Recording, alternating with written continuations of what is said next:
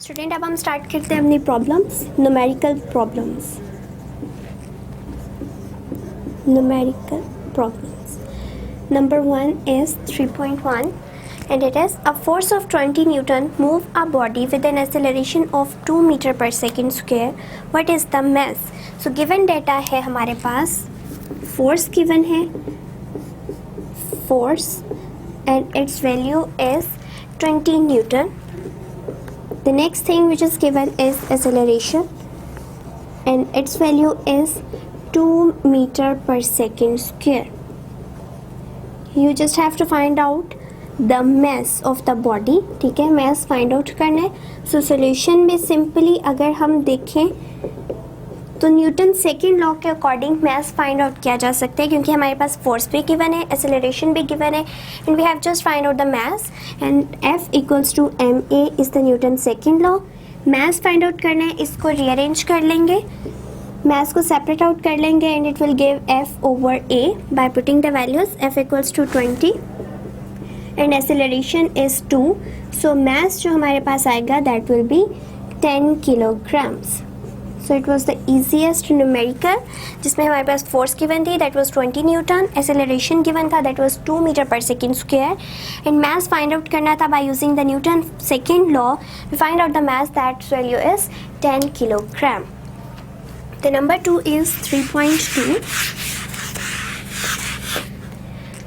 3.2 is about the weight of a body is 147 Newton. What is the mass? Take the value of g as 10 meter per second square. So हमें weight given है, weight की value है 147 Newton and we have to find out the mass. जबकि gravitational acceleration की value भी हमें 10 meter per second square बताई गई है. सो सोल्यूशन में अगर हम देखें कि वेट किसके इक्वल होता है, weight is equals to M G. So इसी से हम लोग फाइंड आउट कर सकते हैं द वैल्यू ऑफ एम, क्योंकि वेट जो है वो भी गिवन है, जी की वैल्यू भी गिवन है.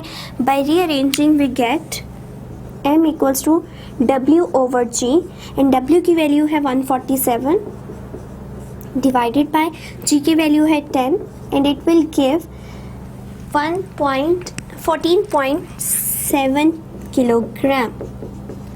सो हमारे पास इस न्यूमेरिकल में वेट गिवन था दैट वाज 147 न्यूटन. मैथ हमें फाइंड आउट करना था एंड ग्रेविटेशनल एक्सेलरेशन की वैल्यू गिवन थी that was 10 meter per second square. Solution में हमने देखा कि वेट जो है that is basically equals to M G. We have to find out the mass, so we rearrange the equation and we get W over G. W की value put की that was 147 and G की value put की that was 10 and by dividing these we get the mass equals to 14.7 kilogram. The next is 3.3. So 3.3 is how much force is needed to prevent a body of mass 10 kilogram from falling. So अब हमें एक force find out करनी है जो कि prevent कर रही है body of mass 10 kilogram को fall करने से. ठीक है, so mass हमारे पास given था body का that was 10 kilogram. 10 kilogram force find out करनी है एंड बॉडी जो है वो फॉल कर रही है. एंड जब वो फॉल, कोई भी बॉडी ले लें, जब वो फॉल कर रही होगी तो उस पर जो एक्ट करेगा that is the force of gravity. And जिस स्पीड से या जिस वेलोसिटी से वो चेंज कर रही होगी अपना rate, that will be the gravitational acceleration. And gravitational acceleration की वैल्यू कांस्टेंट है that is 10 meter per second square for the earth. ठीक है, सो अब हम ग्रेविटेशनल एक्सेलरेशन की वैल्यू भी यहाँ पे लिखेंगे that is 10 meter per second square. We have just find out the force. Force के लिए newton second law again apply करेंगे and newton second law is F equals to M A. Here acceleration is the gravitational acceleration, so we change it by G and mass की value भी given है, G की value भी हमें पता है, so we apply the values 10 into 10. Then we get force equals to 100 Newton.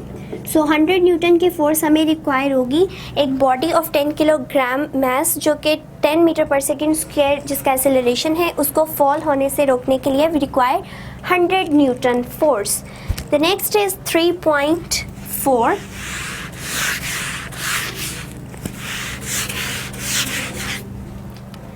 And 3.4 is find the acceleration produced by a force of 100 Newton in a mass of 50 kilogram. So we have just find out the acceleration when the force is given and it is 100 Newton and mass is 50 kilogram. Force is given, that is 100 Newton, and mass is given, it is 50 kilogram. We have just find out the acceleration. So simply by applying again the Newton's second law, which is F equals to ma, by separating out the acceleration, that is a equals to F over m, by applying the values, F is equals to 100 Newton and mass is 50. So we get acceleration equals to 2 meter per second square. So ये हमारे पास numerical number 3.4 था, जिसमें math हमारे पास given था 50 kilogram, force उस पर लग रही थी 100 न्यूटन की, and we have to find out the acceleration. We just apply the Newton second law and by rearranging for the acceleration we get acceleration equals to 2 metre per second square. The next one is 3.5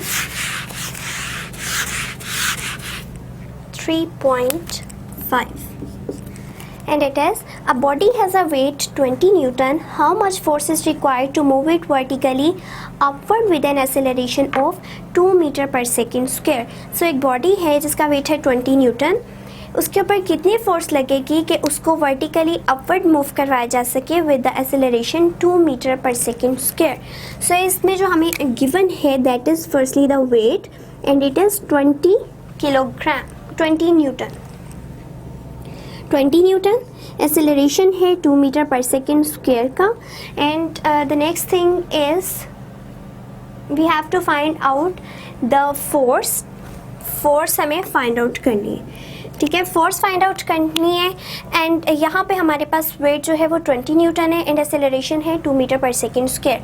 firstly हमारे पास दो चीज़ें given है. ठीक है, एक force हमने find out करनी है एंड द सेकेंड जो वेट है that is basically again the force and it is 20 newton. So हमारे पास यहाँ जो फोर्स हम लोग फाइंड आउट करेंगे that will be the net force. Net force होगी and net force find out करने के लिए हमें इस फोर्स को भी फाइंड आउट करना पड़ेगा. सो इस फोर्स को किस तरह से फाइंड आउट करेंगे, यहाँ पे हमारे पास गिवन है W. ठीक है, W को अगर देखें that is equals to mg and इस फोर्स को अगर फाइंड आउट करना है वी ओनली वांट ma. ठीक है, हमारे पास मास पूरे जो है गिवन डाटा में कहीं भी गिवन नहीं है. So we have to find out the mass and mass find out करने के लिए हम W को लेंगे. W equals to mg and we separate out the mass, then we get W over G by putting the values where W equals to 20 and G is gravitational acceleration. या यहाँ पे हमारे पास जो G की value है it will be 10. ठीक है, so we get mass equals to 2 kilogram. यहाँ पे हमने ग्रेविटेशनल एक्सेलरेशन की बात की है, जबकि बॉडी को जो हमने मूव करवाना है और उसके लिए एक्सेलरेशन गिवन है that was 2 metre per second square. But यहाँ पे हमने ग्रेविटेशनल एक्सेलरेशन को यूज़ करना है क्योंकि बॉडी को हम वर्टिकली अपवर्ड मूव करवा रहे हैं.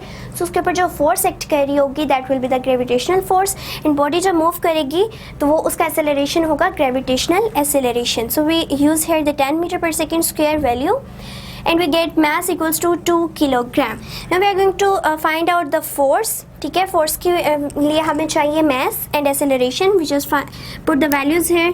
F equals to mass की value 2 and the acceleration is again 2. So we here get the 4 Newton force. ठीक है, अब ये 4 न्यूटन फोर्स एक थी हमारे पास एंड एक वेट है 20 न्यूटन. जब इन दोनों को ऐड करेंगे then we get the net force. ठीक है, so net force find out करने के लिए net force equals to force F and plus weight of the body. अगर इसको दूसरी तरह ओपन करके भी लिखें तो इस तरह भी लिखा जा सकता है कि फोर्स जो है that is equals to ma and where weight को जो हमने लिया था दैट वाज mg. ठीक है, तो इस तरह भी लिखा जा सकता है कि नेट फोर्स जो है, नेट फोर्स के लिए यहाँ पे t यूज़ कर लें एंड f की जगह ma पुट कर दें एंड mg. दोनों की वैल्यूज़ गिवन है. ma हमने फाइंड आउट किया that was force and it is 4 newton plus mg जो है हमारे पास that was 20 newton and by adding these we get 24 newton force. So ये 24 न्यूटन फोर्स रिक्वायर है एक बॉडी को मूव करवाने के लिए वर्टिकली अपवर्ड, जबकि उसका वेट है 20 न्यूटन एंड एक्सेलरेशन कितना था 2 metre per second square. We just find out the force. Firstly for finding the force we need MA where M is not given, and we find out the mass by using the equation W equals to mg. By separating out the mass we get the mass equals to 2 kilogram. And then we put the mass into the main equation, that is F equals to MA. We get the force that is 4 Newton, and then we have to find out the net force, which is equals to force that we have applied on the body and the weight. By adding these two we get the force, total net force, that is equals to 24 Newton. Numerical number 3.6. Two masses 52 kg and 48 kg are attached to the ends of a string that passes over a frictionless pulley. Find the tension in the string and acceleration in the bodies when both masses are moving vertically. So vertically masses जो है वो move कर रहे हैं on a frictionless pulley, and mass 1 जो given है given data में, that is 52 kilograms. The next M2 is 48 kilogram. We have just find out the acceleration and it is represented by A, and the next thing is tension represented by T, and case हमारे पास है जब frictionless पुली है और इस तरह से उसके साथ वर्टिकली दो मैसेज अटैच हुए हैं M1 and M2। So solution start करते हैं। जस्ट हमने एक्सेलरेशन एंड टेंशन के फॉर्मूलाज को अप्लाई करना है, and A equals to M1 minus M2 over M1 plus M2 into G। ठीक है, इसमें जो वैल्यूज पुट करेंगे M1 की वैल्यू है 52 माइनस 48, ठीक है, divided by 52 plus 48 and into 10, then we get 52 minus 48 over 100 into 10, and we get the acceleration and its value is 0.4 meter per second square. So ये हमारे पास था acceleration, जबकि हमारे पास जो है दो मैसेज गिवन थे 52 किलोग्राम के एंड 48 किलोग्राम के। अब हमने टेंशन फाइंड आउट करनी है। टेंशन फाइंड आउट करने के लिए भी सिंपली फॉर्मूला अप्लाई करेंगे। इन फार्मूला उसका होता है T equals to 2m1 m2 into G over m1 plus m2। ठीक है, इस पे वैल्यूज पुट कर दें 2 into 52 into 48 divided by 52 plus 48 into 10। सो इसके लिए जब हम टेंशन की सारी वैल्यूज को मल्टीप्लाई करके एंड डिवाइड करेंगे, then we get the tension that is 499.2 newton, जिसको अप्रोक्सीमेटली हम 500 के इक्वल लेते हैं। ठीक है, इसको एज इट इज़ 499.2 भी लिखेंगे, then it will be correct. ठीक है, सो हमारे पास मैसेज दो गिवन थे, that was M1 and M2, it was 52 kilogram and M2 was 48 kilogram. Acceleration and tension find out करना था जब दोनों मैसेज जो है vertically over a frictionless pulley मूव कर रहे थे। सिंपली हमने अपने फॉर्मूलाज को अप्लाई किया। A is equals to M1 minus M2 over M1 plus M2 into G। Then we get the acceleration value that is 0.4 meter per second square. And the next thing is tension. Tension के लिए हमने formula apply किया, and by applying the values, by putting the values, we get the tension that was 500 Newton or 499.2 Newton. So the next one is 3.7, and 3.7 के लिए हम देखते हैं। Two masses 26 kg and 24 kg are attached to the ends of a string which passes over a frictionless pulley.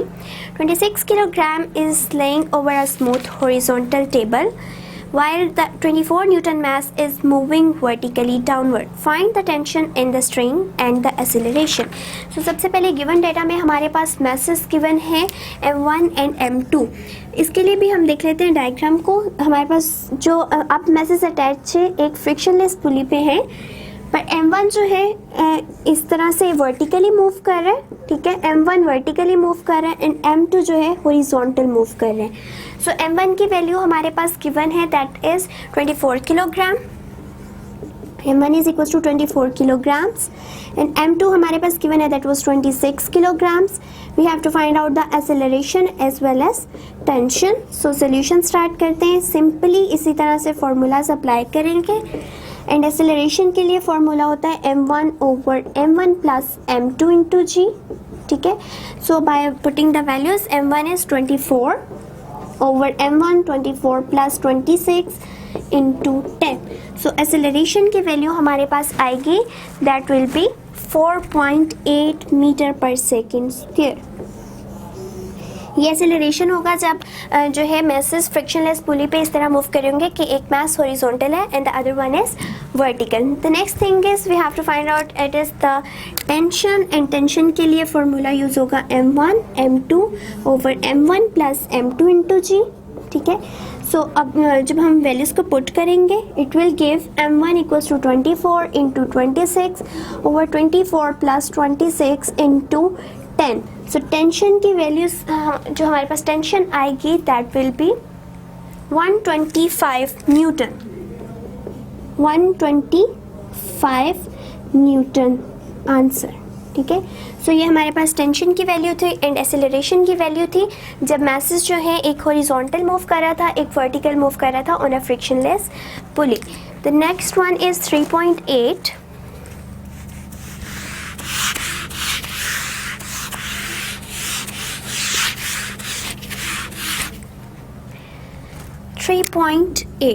And 3.8 is how much time is required to change 22 Newton seconds momentum by a force of 20 Newton.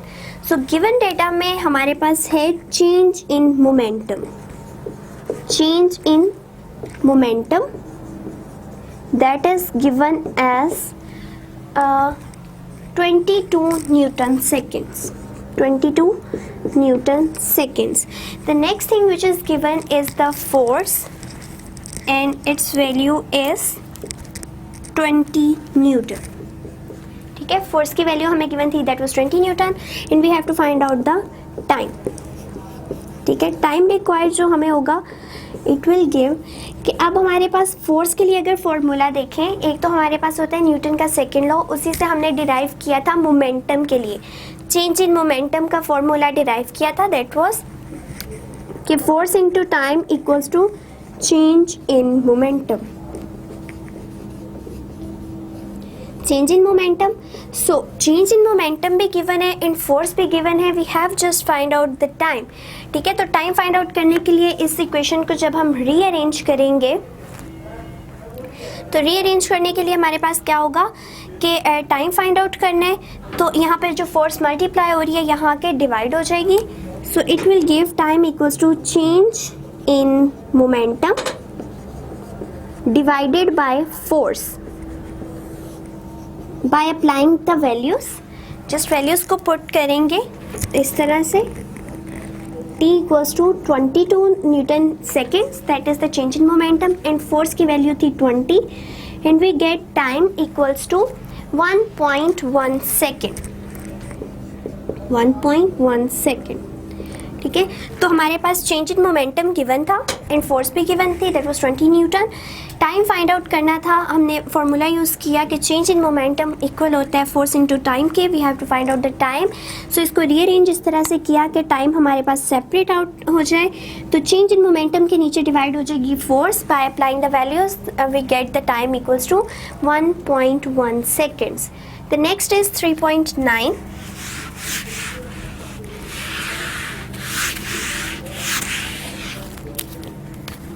3.9. How much is the force of friction between a wooden block of mass 5 kg and the horizontal marble floor? The coefficient of friction between the wood and the marble is 0.6. So कितनी force of friction होगी between the wooden block of mass 5 kg. एक wooden block है जिसका mass है 5 kg and horizontal marble floor पे उसको place किया गया है एंड उन दोनों के दरमियान force of friction find out करनी है एंड कोफिशिएंट ऑफ फ्रिक्शन जो गिवन है of the wood and the marble is 0.6. So coefficient of friction को रिप्रेजेंट करते हैं इस तरह म्यू से and it is 0.6. The next thing which is given is the mass of the body. mass given है and it is 5 kilogram.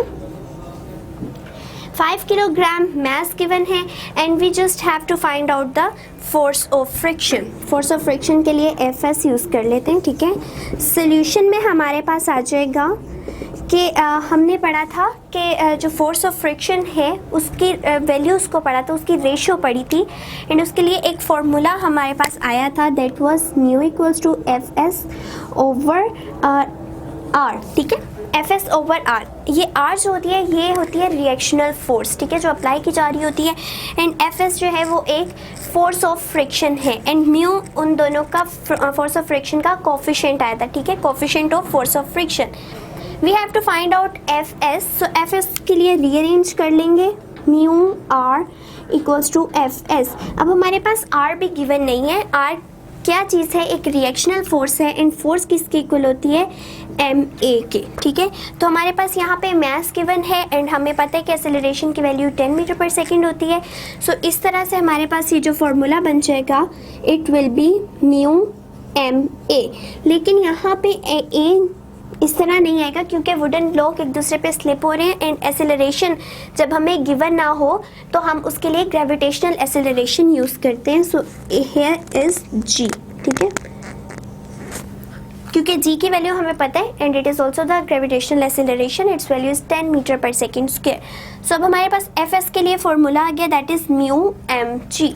Mu की value हमें given है, it is 0.6. mass also given 5 kilogram and जो gravitational acceleration है it is 10. So we get the force of friction and its value is 30 Newton. So इतनी force of friction मतलब 30 Newton force of friction हमारे पास होगी between the wooden block and the horizontal marble floor. ठीक है, एक जो block हमने place किया हुआ था मार्बल के ऊपर, इन दोनों के दरमियान जो force of friction होगी that will be 13 न्यूटन. और इसमें हमारे पास गिवन क्या क्या था? एक कोफिशिएंट ऑफ फ्रिक्शन गिवन था दैट वाज 0.6. मास गिवन था 5 kilogram and F S find out करना था. एफ एस के लिए हमने देखा mu equals to F S over R where R is not given and we have find out the R by using F equals to M G where R is the reactional force. M G की value मतलब M G हमने put किया in the above formula. We get mu M G equals to F S. By applying the values we get F S equals to 13 newton. The last one is the 3.10.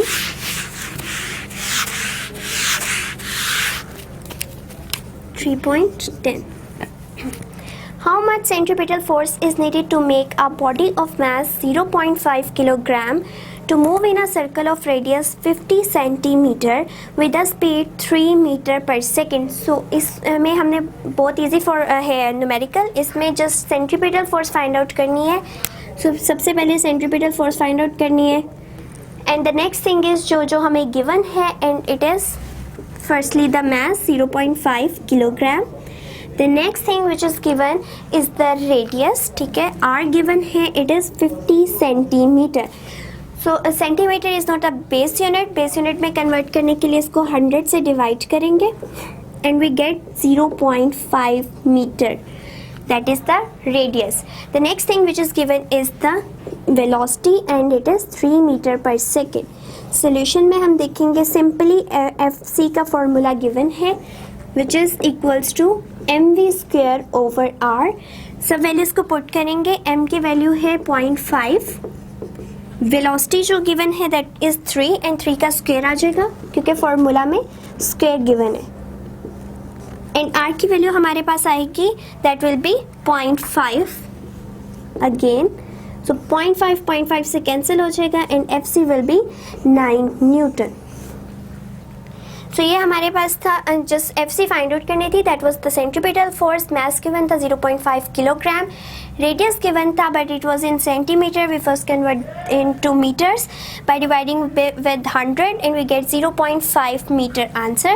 Then velocity was 3 meter per second. Centripetal force का जो है उसका formula लगाया that was mv square over r. By putting the values we get fc equals to 9 Newton. So it was the end of your numericals.